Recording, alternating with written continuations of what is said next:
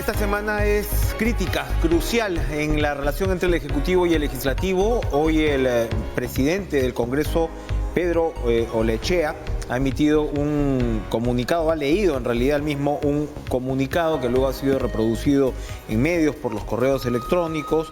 Bueno, insiste en el respeto irrestricto a los mecanismos constitucionales. Segundo párrafo, ¿no? Dice todo dentro del marco de la Constitución, ¿no? Señala en su invocación al Ejecutivo. En tercer lugar dice, deploro los actos de violencia que se han producido en los últimos días en el sur y el norte del país. El gobierno debe usar los instrumentos y todo el peso de la ley para retomar el control de las zonas afectadas. En tal sentido, invoco al presidente a rectificar públicamente las expresiones que se escucharon en los audios que hemos conocido hace poco, en las que el jefe de Estado sugiere como solución a las demandas de ciertos grupos la toma de medidas radicales por parte de la población. Es irresponsable alentar el enfrentamiento entre peruanos, le dice el presidente del Legislativo al presidente de la República, Martín Vizcarra. Dice, remata Olechea, yo no me aferro a ningún cargo, solo me aferro a la Constitución a la que todos hemos jurado defender. Presidente Vizcarra, le extiendo la mano de demócrata, trabajemos en una agenda conjunta por el bien del Perú, no tenga miedo de gobernar, el Perú está primero. ¿Cómo llegará la respuesta del presidente? Seguramente durante esta semana llegará esa respuesta, porque recordemos que en los últimos días el presidente Vizcarra había asegurado o que esperaba que se inicie la discusión de su proyecto de ley para adelantar las elecciones. Y esto, bueno, no se sabe si va a ocurrir porque primero están en semana de representación y se espera que en realidad la Comisión de Constitución, donde ha sido reelegida la señora Rosa Bartra como presidenta, se tomaría unos días más para instalarse. Entonces, bueno, estamos hablando de plazos muy apretados y, como les digo, de probablemente algún tipo de medida que tome el Ejecutivo, se señala, podría ser la cuestión de confianza. Le damos la bienvenida al congresista Marco Arana del Frente Amplio para precisamente poder explorar cuáles son los escenarios que podemos tener en los próximos días. Yo creo que estamos hablando, como les digo, de una semana crítica y crucial. Congresista, gracias por estar con nosotros. Buenas noches, Enrique. Su opinión sobre este pronunciamiento de Pedro Olechea. Bueno, en principio me parece inaceptable, porque es el presidente del Congreso que debería guardar las formas del respeto a todas las bancadas del Congreso, incluidas, aunque no les guste, las bancadas del Frente Amplio, las que tenemos una opinión distinta de él o del fujimorismo, ¿no? Porque en realidad, ¿dónde está el peso y la centralidad de las declaraciones que ha hecho? Oiga, usted le dice al presidente, no tenga miedo de gobernar, gobierne como yo se lo estoy pidiendo, eso es lo que le está diciendo. Y le está diciendo además, oiga, usted ha estado azuzando la violencia en Arequipa, ¿no? Y esa no es la manera, rectifíquese, ¿no? Está hablando como el presidente del Congreso que nos representa a todas las fuerzas políticas que a su vez representamos a todos los electores que fueron a votar en el 2016, o está declarando como el expresidente de la Sociedad Nacional de Industrias, como el presidente de la CONFIEP o de la Sociedad Nacional de Minería. Nosotros desde el Frente Amplio creemos que está opinando no como el presidente del Congreso, sino como el presidente y el vocero de los grupos empresariales y de Saudi. ¿Y no podría estar opinando también como un congresista que está buscando también la posibilidad, como ha dicho Mauricio Mulder, de llegar a la vacancia presidencial?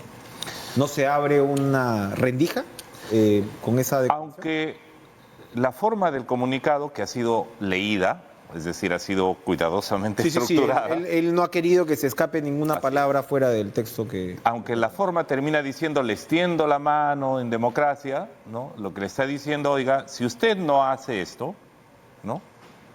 ¿Qué es lo que se viene? Si usted no se rectifica... Rectifíquese, claro, es clave esa invocación. Eso de rectifíquese y no tenga miedo de gobernar como yo y la Sociedad de Minería y la CONFIEP se lo pedimos y como el fujimorismo se lo pide. Oigan, cuidado, ¿no? Porque lo que le está diciendo es, aquí podemos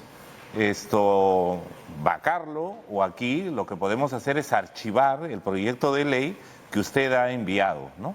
Y claro, tiene la forma de decir, yo no me aferro al cargo, pero le está diciendo, yo no me aferro al cargo si usted hace lo que le estoy diciendo, que no tenga miedo de poner orden, dice, cuando... Nosotros decimos poner orden, ¿qué significa en el Valle del Tambo? Significa que el gobierno le coloque los pares necesarios a una empresa que ha contaminado y ha hecho tanto daño ambiental en Arequipa y que además ha presionado para llevar a que se le dé una licencia de construcción, que ha convulsionado no solo la provincia de Islay, sino el sur del país. No, pues, o sea, yo creo que aquí hay que tratar los temas con justicia, ¿no? ¿Quién provocó la violencia? ¿Las declaraciones del presidente Vizcarra, como lo sugiere el pronunciamiento? ¿O lo ha provocado la imposición de un proyecto minero que hace 10 años, casi 11, lleva conflictuando en la zona y que no tiene condiciones ni técnicas ni sociales para darse en la zona?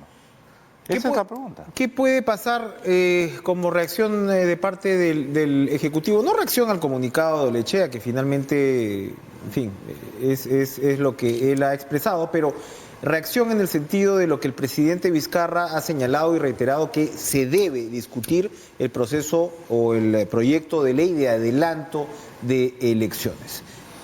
¿Puede presentar una cuestión de confianza finalmente el Ejecutivo? Hay controversia alrededor de ese tema, porque claro, la cuestión de confianza es el arma que tendría el Ejecutivo para presionar a que la mayoría del Parlamento discuta y vote este proyecto de ley. Pero se señala que, bueno, si bien el presidente tiene la facultad de presentar una reforma constitucional, no podría observar el resultado de esta reforma constitucional en tanto el Congreso lo vote. ¿Qué nos puede decir al respecto? ¿Qué se está diciendo en el Parlamento sobre la materia? Un Congreso que sistemáticamente está blindando a corruptos, como pasó con Inostroza en su momento, con los exmiembros del Consejo Nacional de la Magistratura, con Chávarri de manera reiterada, ¿no? En realidad, todo indica que podrían llevar al archivo el proyecto de ley que ha planteado el presidente de la República y que planteamos dos bancadas el año pasado, ¿no? El Frente Amplio presentó un proyecto de ley de adelanto de elecciones generales el año pasado y un proyecto de ley también de Asamblea Constituyente, en el entendido que la crisis que estamos viviendo es una crisis política, no solo de escándalos de los políticos que puedan haber cometido actos de corrupción y se escudan en la inmunidad parlamentaria, sino que además es un tema de crisis de las reglas de este modelo neoliberal que está en la Constituyente y que debería ser cambiado. Pero el presidente ha optado en este momento por el tema de adelanto de elecciones generales. Y nosotros creemos que efectivamente el presidente de la República, como este Congreso, no solo que está en falta de credibilidad, porque en las encuestas puede ocurrir efectivamente que los congresos sean poco populares, sino que las causas de esa falta de legitimidad y de credibilidad del Congreso tienen que ver con los temas de corrupción. Si el Congreso, para evitar que congresistas que están premunidos de inmunidad parlamentaria la pierdan y puedan ser investigados, que se creo es el temor y es la cuestión de sobrevivencia de la que hablaban en el chat de la botica, archivan el proyecto de ley o entorpecen que esto pueda ocurrir, efectivamente el mecanismo constitucional podría ser la cuestión de confianza. ¿Llegaría la cuestión de confianza después del archivamiento o antes? No, después del archivamiento en todo caso, porque si no se ha debatido aún, si no se sabe todavía cuál es el destino que va a tener el proyecto de ley, hacer la cuestión de confianza todavía cuando ni siquiera se ha comenzado a debatir, no procedería. En todo caso, entonces cuando se lo archiven, ¿cuál sería la argumentación de la cuestión de confianza posible en ese caso? Que archivan, no van las elecciones adelantadas. ¿Qué responde el señor Vizcarra? Bueno, lo que debería responder, que tienen, yo creo, dos significados. Uno de carácter político. El presidente Vizcarra va a permitir que ese Congreso, con esa mayoría, ni siquiera respete los mecanismos constitucionales. Si es así, estamos hablando de una capitulación frente a mafias políticas que han tomado parte de las decisiones importantes que tiene el Congreso. Y eso sería fatal para la democracia. Lo ha dicho el propio decano de la Facultad de Economía de la Universidad del Pacífico. Uno de los problemas con la economía son la corrupción, que está llevando a que los actores económicos tengan un nivel de incertidumbre muy grande de invertir con autoridades que podrían terminar en la cárcel. Entonces el presidente tiene en este caso que actuar todas sus facultades, porque de otra manera estaríamos hablando de una amenaza muy severa de parte de una mayoría congresal que obstruye la justicia, que es capaz, por ejemplo, de poner en jaque a fiscales y jueces que están en la lucha contra la corrupción y, por el contrario, blindar a aquellos que todo indica, hay pruebas, hay evidencias de que han estado metidos en casos de corrupción. Pero no necesariamente la cuestión de confianza tendría que ser en nombre del adelanto de elecciones, entonces. Podría ser en nombre de otra... No, en este caso el mecanismo que tendría es en razón de los proyectos de ley que él envía y que el Congreso o le saca la vuelta, como ya pasó antes con la reforma de justicia o como ya pasó con... Bicameralidad, inmunidad, así en este es, caso. pero yo creo que el presidente en ese momento debió actuar los mecanismos de cuestión de confianza. No lo quiso hacer. ¿Y cómo lo ha entendido la mayoría parlamentaria, el APRA y el Fujimorismo en el Congreso y los de la bancada de Contigo? ¿Cómo lo han entendido eso? Como una señal de debilidad del Ejecutivo. Pero entonces, precisamente, hay quienes dicen que ya pasó el momento de la cuestión de confianza. No, yo creo que por el contrario, el peligro que hay es que si tenemos una mayoría congresal que entorpece la justicia, que entorpece la lucha contra la corrupción y amenaza a los jueces y fiscales, no nos olvidemos que esa mayoría política en el Congreso están detrás de la cabeza de los fiscales anticorrupción, están detrás de la cabeza de los jueces anticorrupción. ¿Por qué? Porque tienen a su lideresa presa y porque además saben que los próximos que podrían ir a prisión son los que están investigados o que están en realidad comprendidos en casos de investigación de la Fiscalía y seguramente se abrirán procesos judiciales en relación a casos de corrupción. Entonces, yo creo que un tema fundamental no es aquí de si ya llegó tarde, es la lucha contra la corrupción la que está puesta en peligro. Y si el presidente de la República cede al tema de que ese Congreso que está obstruyendo el poder de la justicia, que está amenazando la lucha contra la corrupción, en realidad podemos retroceder mucho atrás. Y yo creo que eso no es posible. O sea, el presidente de la República ha recibido el mandato, ciertamente de gobernar para todos los peruanos, ciertamente de proteger los derechos, ciertamente de cautelar y fomentar las inversiones.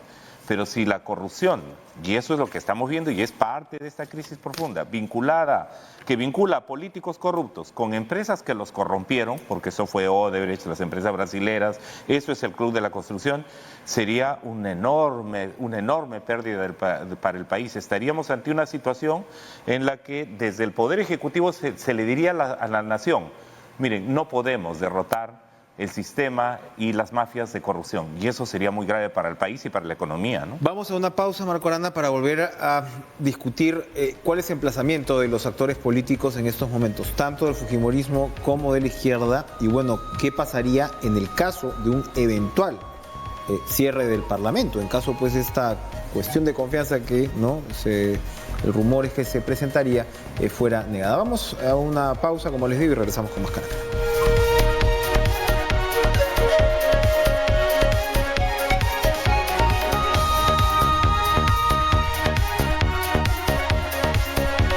Bueno, comentábamos, Marco Arana, que el caso de Moquegua es muy distinto al de Arequipa, evidentemente, ¿no? Hay una preocupación ambiental, sí, pero al parecer sobre todo es una preocupación laboral.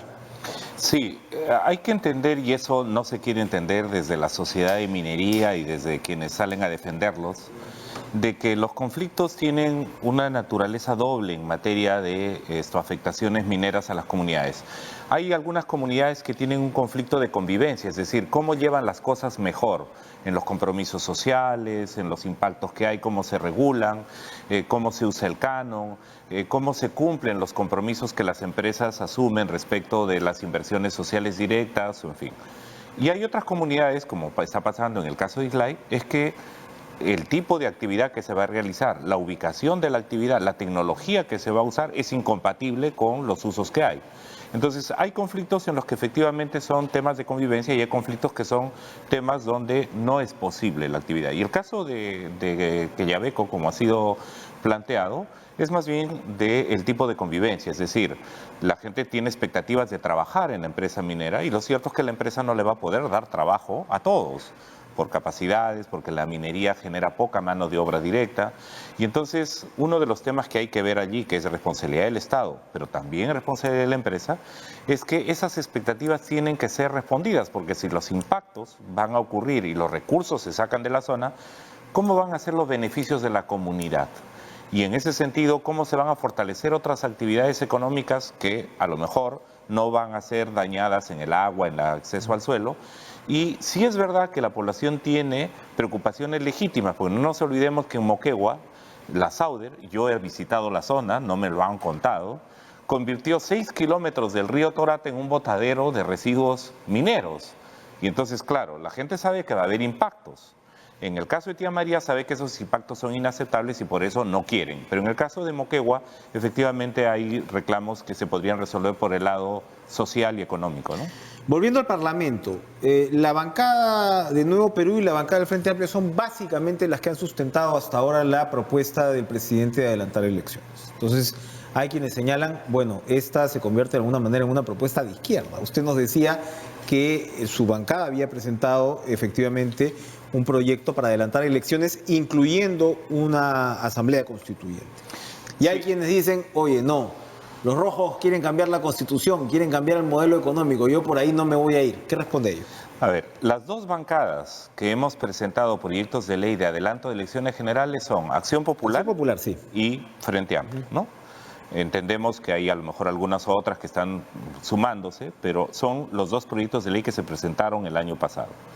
Y nosotros presentamos además un proyecto de ley sobre tema de adelanto de Asamblea Constituyente, referéndum para cambio de Constitución. ¿Por qué lo hemos planteado? Porque fíjate, Enrique, si vamos a un cambio de autoridades, en este caso del presidente de la República y del Congreso, siguiendo las mismas reglas, no vamos a resolver la crisis. En realidad va a ser una suerte de que cambie todo para que no cambie nada. Y nosotros creemos que el modelo económico se ha agotado. ¿En qué sentido se ha agotado? Por ejemplo, si el Estado en este momento quiere revisar contratos, por ejemplo, los contratos de los peajes de la corrupción, una primera cosa, un primer entrampamiento es que los contratos con privados tienen carácter de ley. ¿Por qué tendrían que tener carácter de ley? Eso se entiende el año 92, 93, cuando se formula la Constitución, cuando fruto del desastre económico que dejó Alan García, efectivamente tuvimos que ser a lo mejor hasta demasiado concesivos. Pero ¿por qué no revisar, por ejemplo, el tema de la denominada estabilidad jurídica, no para quitar las condiciones que hay que dar seguridad tanto a los privados nacionales como a los privados extranjeros, sino para que no sea una trampa y no sea una pared infranqueable el hecho de que incluso cuando existan contratos que son frutos de corrupción, que lesionan al Estado, o que en otros casos sean contratos que ahora ya no le convenga al Estado en las condiciones actuales. Nuestra economía ha ido creciendo, las ganancias se han incrementado enormemente. ¿Por qué no se puede del lado del Estado revisar los contratos? No lo quieren hacer. Uno de los elementos es la traba que se encuentra en la Constitución. Entonces eso se puede discutir y debatir democráticamente, ¿por qué no? Nos queda un minuto. Si se diera la eventual figura de un cierre, de una disolución constitucional del Congreso, ¿no?, y que se entienda como tal, habría que elegir a un nuevo Congreso para completar el periodo hasta el 21. En ese caso ya no hay elecciones adelantadas. El presidente Vizcarra se queda y se elige un nuevo Congreso. ¿Este nuevo Congreso podría tener esa facultad constituyente que usted señala, por ejemplo? Sí, el mismo presidente y ese Congreso podrían efectivamente convocar a una asamblea constituyente. En el camino de que no nos olvidemos que un referéndum sobre asamblea constituyente es también una prerrogativa constitucional. Aquí nadie está hablando de que se imponga un referéndum sobre asamblea constituyente, sino que haya un debate nacional y que no estemos yendo por parches. Por ejemplo, parche en el sistema de justicia, parche en el sistema de partidos políticos y en el sistema económico también estamos yendo por parches. Por ejemplo, ahora se ha comenzado a hablar de la necesidad de una nueva ley de minería. Bueno, entonces, ¿por qué no vamos al debate de fondo en el país?